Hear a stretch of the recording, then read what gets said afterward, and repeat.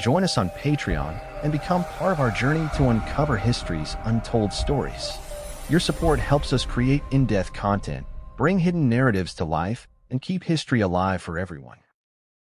The early 19th century was a time of turbulence and transformation in the United States, a nation still in its infancy yet grappling with internal strife, territorial expansion, and racial tensions. One of the lesser-known but crucial conflicts of this period was the Red Stick War, 1813 to 1814, a civil war within the Creek Nation that became entangled with the broader War of 1812. While often framed as a struggle between pro-American and anti-American Creek factions, the war was far more complex, drawing in a mosaic of competing interests, including American settlers, Native American tribes, European colonial powers, and African Americans, both free and enslaved. The role of African Americans in the Red Stick War is a largely overlooked yet fascinating aspect of this conflict. Many African Americans found themselves caught between warring factions, while others actively participated as warriors, laborers, and intermediaries. Enslaved individuals saw the war as an opportunity to escape bondage, while free black people navigated a treacherous landscape where alliances could mean the difference between survival and destruction. As American expansionism clashed with indigenous resistance, African Americans played a vital role in the outcome of the war. Their actions and fates intertwined with those of the Creek Nation and the rising power of the United States. This article explores the Red Stick War in all its complexity, shedding light on the African American experience within this conflict. It examines the origins of the war, the ideological divisions within the Creek Nation, and the geopolitical stakes for the United States. Most importantly, it seeks to illuminate the crucial, yet often ignored, contributions and struggles of African Americans during this pivotal moment in history. To understand the Red Stick War, one must first examine the Creek Nation's political landscape in the early 19th century. The Creek, or Muskogee, people were a powerful confederation of indigenous towns spread across present-day Alabama and Georgia. Their society was divided into two broad factions, the Upper Creeks and the Lower Creeks. While both groups shared cultural and linguistic ties, they differed significantly in their approach to American encroachment and assimilation.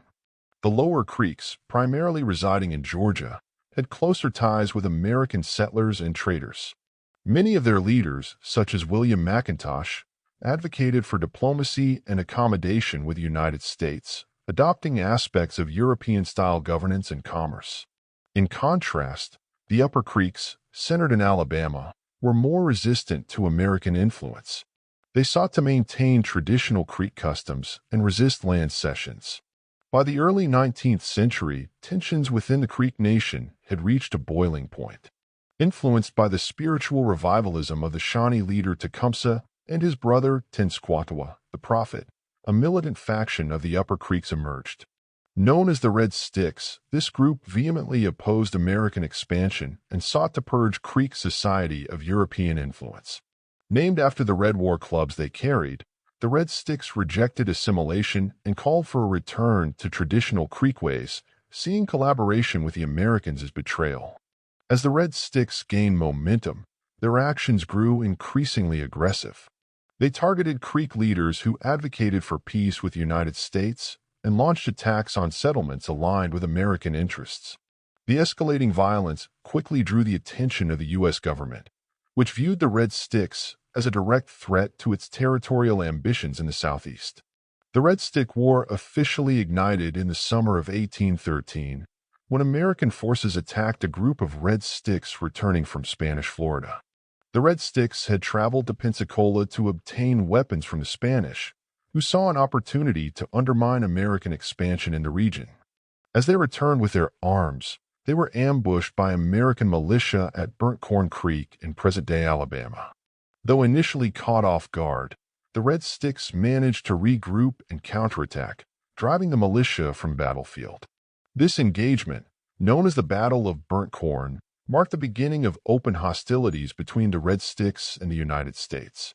In response, the Red Sticks intensified their attacks on American settlers and pro-American Creeks, culminating in one of the most infamous events of the war, the Fort Mims massacre. On August 30, 1813, A large force of Red Sticks stormed Fort Mims, the stockade near present-day Mobile, Alabama, where hundreds of settlers and Lower Creeks had taken refuge. The attack was brutal and devastating.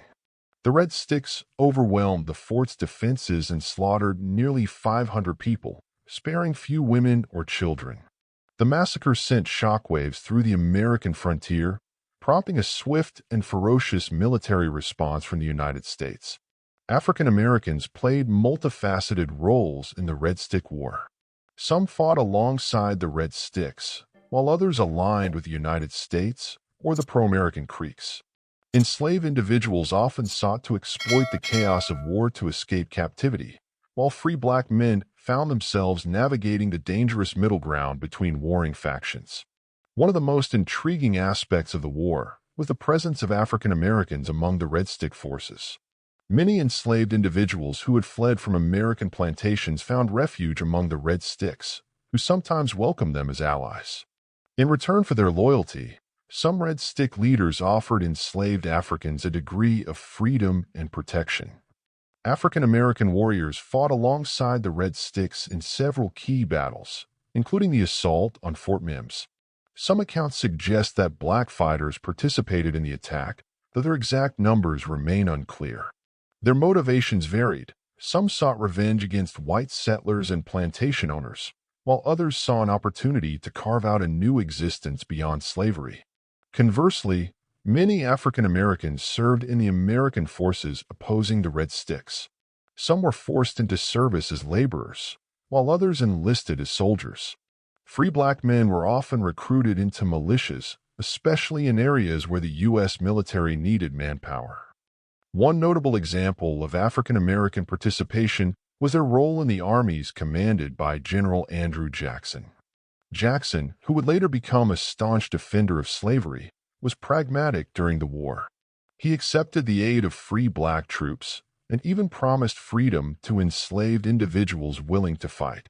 However, these promises were often fleeting, and many African American veterans of the war found themselves re-enslaved or marginalized in the years that followed. The Red Stick War was a brutal and complex conflict that reshaped the American Southeast.